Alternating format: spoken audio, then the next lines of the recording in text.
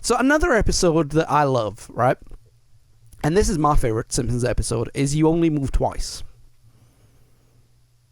Now, this is the episode where Homer moves to Cypress Creek and starts being employed by a James Bond-style supervillain in Hank Scorpio. What a name. Yes. Have you seen this one? Yeah, another one. It's nostalgic. I love it. Yeah, and this one was on VHS for me as well. I just wore it out. For those of you who don't know, let me go through the plot real quick. Smithers turns on a job at a nuclear power plant in Cypress Creek. Homer is offered because he's the next longest tenured employee at the power plant. His new boss is the complete opposite of Mr. Burns, who is a fun-loving, energetic, and eccentric, charismatic boss. However, he is also a James Bond-style supervillain aiming to take over the world. And again, Homer's obliviousness is I guess the biggest running gag in this episode. Oh yeah, it really is. He stops like the James Bond hero, doesn't he? Yeah. I can't remember. Was he getting something out of a vending machine? Yeah, he was getting something out of a vending machine, and he tackles him, and then he goes over and says, "Well, I tackled a slacker at work today." And like he walks in to ask about hammocks, right? Because he's motivating his team, and they're a little tired, so he's like, you know what, I need some hammocks. And he walks in, and the boss goes, hang on a minute, I'll be right back. Does his conference call with the UN, blows up the bridge, turns around and goes, okay, you want hammocks? They're in the hammock district. And Homer's like, oh, okay, yeah. I think the best thing about this episode wasn't just the Homer's obliviousness to his boss. It was the dramatic side of the episode that I thought made this episode really, really good. Mm-hmm. And I know the Simpsons and drama are not, intertwined or anything like that. But when they move, Marge can't handle not doing anything. Lisa is allergic to everything, and Bart is put in the remedial class at school.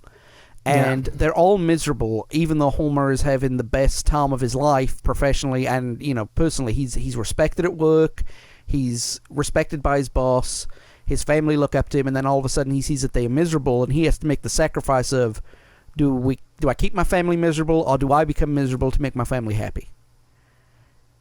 And he makes the right decision in the end. He does, because he would have ended up being part of the building that was killed by everyone at the end. Exactly. He dodged a bullet there. I think my favorite line in that episode was, he walks in to give his resignation, and he's so despondent, and his boss is like, well, let them go home. You can stay with me. You and I can go bowling. And as Scorpio says bowling, an explosion happens off screen. Like a grenade had just been thrown. You and I can go bowling. It's like, okay, well, you can leave, but if you can kill one or two people on the way out, that'd be really, really helpful. And as he walks out, he kicks a grenade back into... Yeah, just so nonchalant. Yeah. And a little flick. And he didn't get it. Even the newspaper that was delivered at the end of the episode where it said, supervillain seizes East Coast. And he's like, doesn't get it. And then the Denver Broncos had dropped on his front doorstep. Oh, yeah.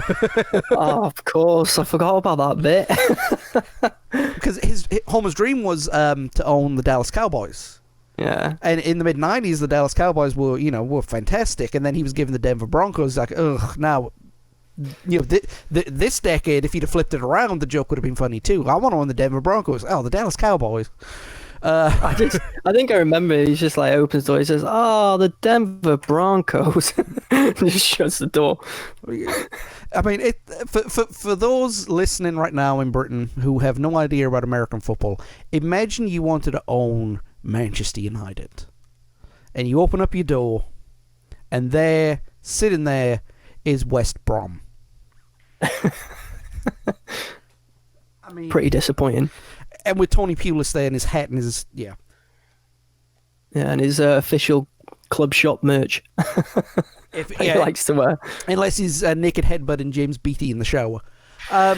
Yeah, what a weird story. Oh, goodness me. But yeah, like I said, that's my all-time favorite episode, hands down, because it's just so absurd, and it's the James Bond thing. I always loved James Bond parodies to begin with. Because they spoof it so well. Because James Bond is so over the top to begin with, but like seeing everything from the bad guy's point of view, especially that line in there. So you're at least going to tell me your plans again? I'm not falling for that this time. You know. Yeah. What movie was that? I think it was Austin Powers that did that. Are you at least going to shoot him? No, I'm going to tell him my plans, shut the door, and slowly assume that he died. What's going on? Yeah, they poke fun at it in the best way, don't they? Oh yeah, and I think everyone gets it as well. And that's the thing too. It's the authenticity of the parody that makes a parody funny. And every time the Simpsons parodied something, they parodied it down to the finest detail.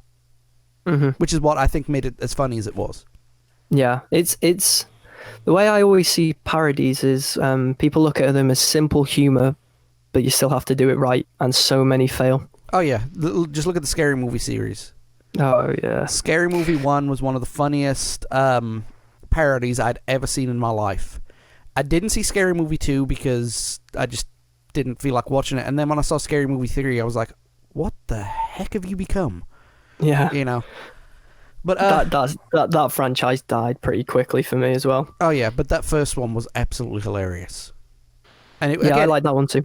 Again, it was so perfect. So, all right, we go to another heartwarming episode, and it doesn't center around the Simpsons family, which I like. I like it when an episode doesn't center around the Simpsons family.